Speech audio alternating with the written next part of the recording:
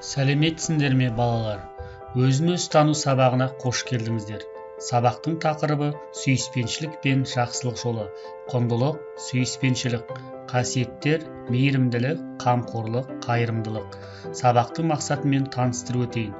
Оқушыларға адам өміріндегі сүйіспеншілік пен жақсылықтың маңыздылығын ұғындыру арқылы сүйіспеншілік құндылығының мәнін ашу, міндеттері, оқушыларға барлығын сүйе білудің мәні туралы білім бере отырып, мейірімділік қасиетіне түсінік беру.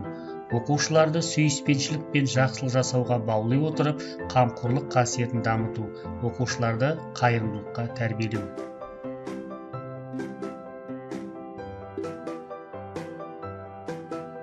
Балалар, сабағымыздың 5 ережесін есімізге түсірейік. Тәртіп, талап, тыныштық, тазалық, татулық. Бұл ережелерді тек мектепте емес, үйде де күнделікті қолданатын болсақ, жақсы дағды қалыптастырып, әдептілікке үйренеміз. Балалар, сабағымыздың дәйек сөзіне назар аударайық. Жақсылық, жан азығы, халық нақылы.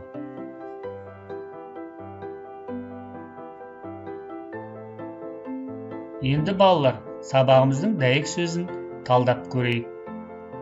Жақсылық адамға не үшін қажет деп ойлайсыңдар? Жақсылық жасайтын адамның бойында қандай қасиеттер болу керек? Жақсылық жасау қандай әрекет? Адамға жақсылық жасағанда сүйіспеншілікпен жасау керек. Өйткені жанашырлықпен, шын көңілмен, адал ниетпен жасалған іс. Осындай жақсы істерге жетелейтін жақсылық жайлы мақал-мәтелдерді жаттап, естеріңізге сақтап жүріңіздер. Балалар, адам бойындағы мейірімділік, қайырымдылық түсініктерімізді кеңейту мақсатында назарымызды бейнероликке аударайық. Ертеде егіншілікпен айналысатын Мәди мен Мейір деген екі бауыр өмір сүріпті. Үлкені Мәди үйленген, балалы шағалы болса, кішісі Мейір бойдағы екен. Алайда олар соған қарамастан жыл сайынғы егін өнімін өзара тең бөлісіп отырады екен. Күндердің бір күнінде Мейір: "Мен осы не істеп жүрмін? Ағам болса жанұялы, балалар көп, ал мен жалғызбын. Ішіп жеміме көп кетпейді. Онымен өнімді бұлайша тең бөліп жүргенім еш әділдікке жатпайды ғой" деп, сол түні қамбасынан бір қап дән әкеліп, ағасының қоймасына білдірмей төгіп кетеді. Осы әдет бірнеше күнге жалғасады. Осы күндері Мәди де інісінің жайын уайымдап ойға кетеді. "Мен осы не істеп жүрмін? Менің сүйеу болар әйеліммен жәрдемдесетін балаларым бар, ал інім жалғыз. Оған болашағын реттеп жағдайын жасау үшін көбірек өнім керек емес пе" деп, ол да әр түні білдірмей інісінің қамбасына бір қап дәннен таси бастайды.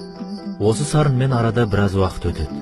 Алайда екеуі де қанша күн өтсе де өз қоймаларындағы дәннің ортaya қоймайтынын байқайды. Сол күні түнде екеуі де өз қамбаларын тексеруге шыққанда кенеттен бір-біріне жолығып қалады. Жағдайды бірден түсінген олар қолдарындағы қаптарын тастай салып, көздеріне жас алған күйі құшақтаса кетеді. Кеңпейілдік деген бұл өмірде хош иісті әтірдің ыдысы секілді болу.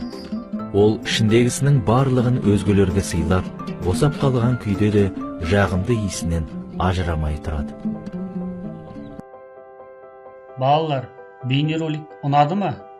Әңгімелесу сұрақтарына жауап берейік. Әңгіме кімдер жайлы? Екі ағайындының іс-әрекеттері дұрыс па? Сен болсаң не істер едің?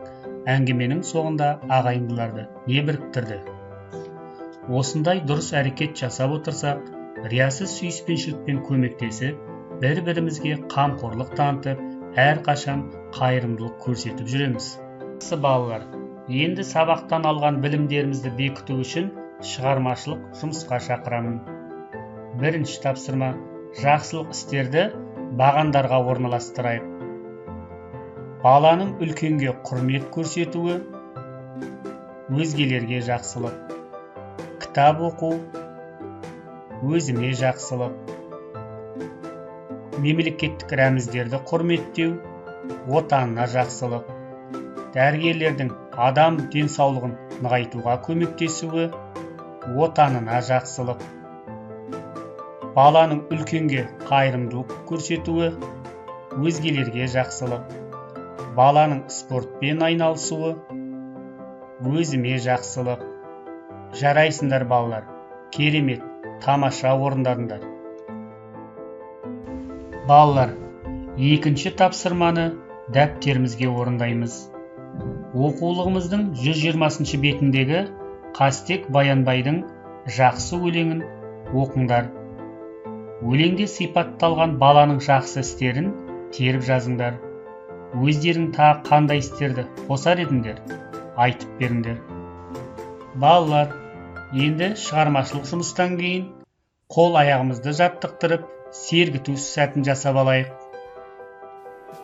Сәлем, сәлем, шапалақ соғайық, көке керіліп, аяқты ұстайық, айналып тұрайық, сәлем жолдайық.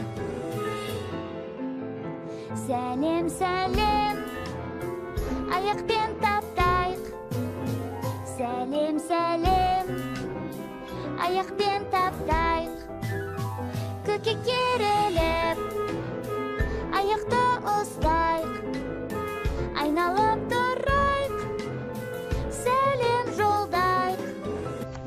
Балалар, енді жаңа ақпаратпен таныс болыңыздар.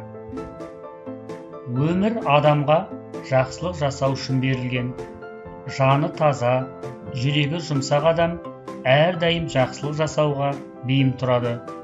Жақсылық іс жасауға барлық уақытта, барлық жерде, барлық жағдайда мүмкіндік бар.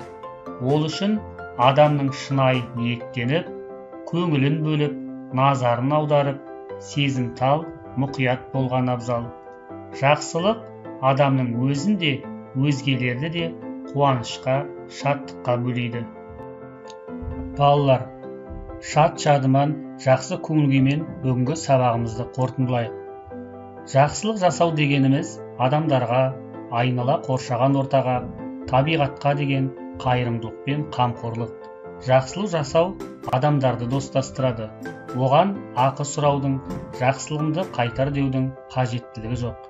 Жасаған жақсылық бәрібір алдыңнан шығады. Біреуді таныма, жақсылық жасау әр оқушының парыз екенін есте ұстаңдар. Әрқашан күн сияқты жарқырап, жақсылық жасар жақсы адам болу үшін жақсылық жолымен жүрейік. Сабағымыз аяқталды. Келесі кездескенше сау болыңыздар.